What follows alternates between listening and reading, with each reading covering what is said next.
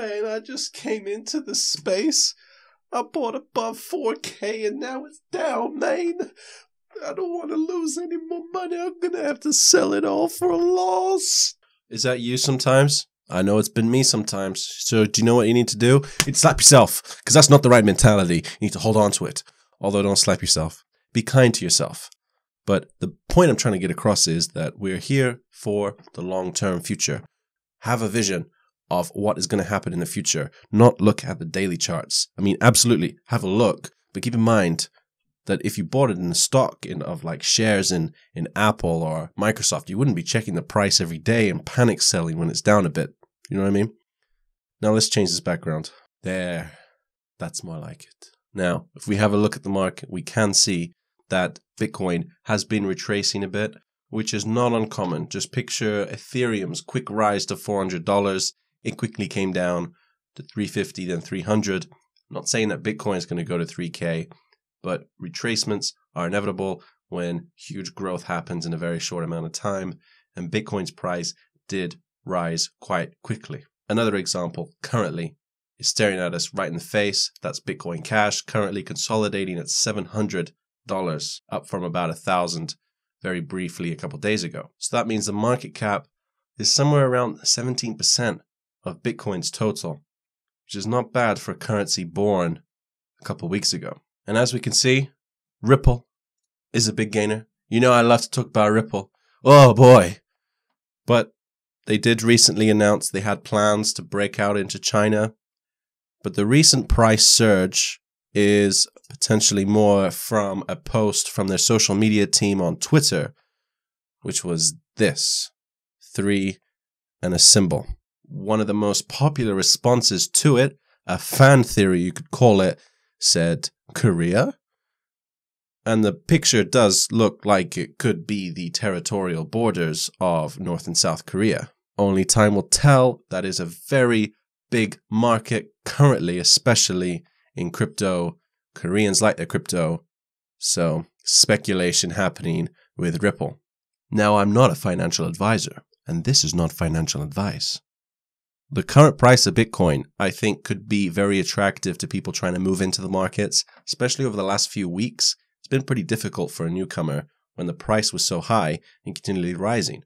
Unless they weren't risk adverse into buying into all-time highs like I am, they might have been put off.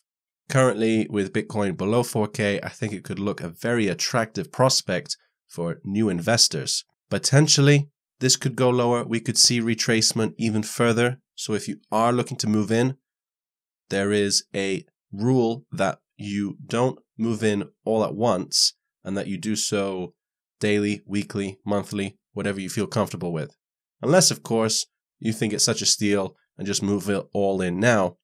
You just potentially protect yourself from it dropping the next day and then that stomach churning feeling is just not very nice. I think we've all been there. And that could be happening right now. A lot of people that are new to the space and bought in at 4,400, 4,300, seeing it down below 4K now, thinking it's going to go to a zero eventually, panic sell, and give their money to stronger hands to look after. Those stronger hands are potentially people who have been here before, they're battle tested, they've seen crashes in the past, and they know it's nothing to worry about, and it's just a correction, and that the gradual trend is onwards and upwards from here.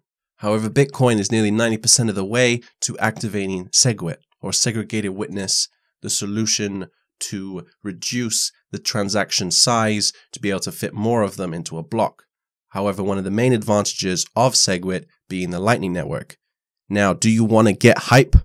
If you have a look at this website, and I know that might be biased, this is the Lightning Network website. They call it transactions for the future, instant payments. And this was tested on the Lightning Network for Litecoin.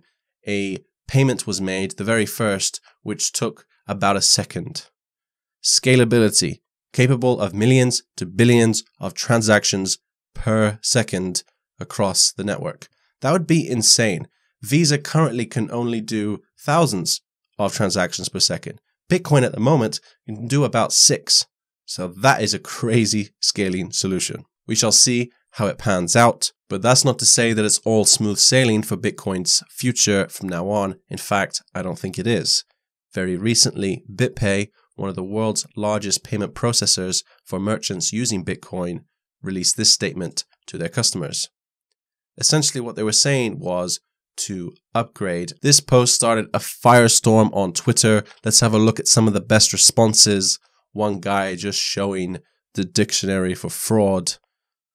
In the following weeks, we will begin informing our customers to stop using BitPay. They're trying to trick users into running a crappy node by lying to them, and on and on. So why such a negative response? Well, if you have a look at this chart, you can see all of the nodes in operation on the Bitcoin network. The software used is primarily BTC Core software. Now, this is taken from the original software that Satoshi himself made and is maintained by Bitcoin Core developers, one of the biggest open source development teams behind Bitcoin. Now, BitPay were advocating that customers support BTC1, which is used by less than 1.9% of the network. So you can see why some people would have been disgruntled by that. Essentially, it'd be like upgrading your phone and all of a sudden you can't make phone calls or receive texts. Not much of an upgrade. Now, why would they do this? I'm not entirely certain of their reasons. It's likely due to personal gain, but I don't know enough about the subject. If you do, would you let us know in the comment section down below? Why do YouTubers always say that? It's not like you're gonna use a comment section to the left or the right or above. But will we see more trouble down the line? I think so. I think drama is inevitable, but we'll get there in the end, I believe. And on to the news. Japan is in overdrive, with over 50 Bitcoin exchanges having filed with the Japanese Financial Authority to allow them to operate. Now, this is a huge deal because if you can increase the ease at which a new person can invest in Bitcoin, that just means more people investing in Bitcoin. I mean, just from personal experience, it sucks having to change pounds into euros, into dollars, into Bitcoin and whatnot, and you just want to buy it with your own currency. This comes in stark contrast to Bitfinex, for example, having to close its doors to US customers and giving existing ones 90 days to get off the platform. In the state of New York, there was, in 2014, a Bit license issued, but that's been described as overly oppressive and chasing fintech out of the state, financial technology. This combined with the recent SEC ruling that the DAO tokens were securities, and you have a lot of uncertainty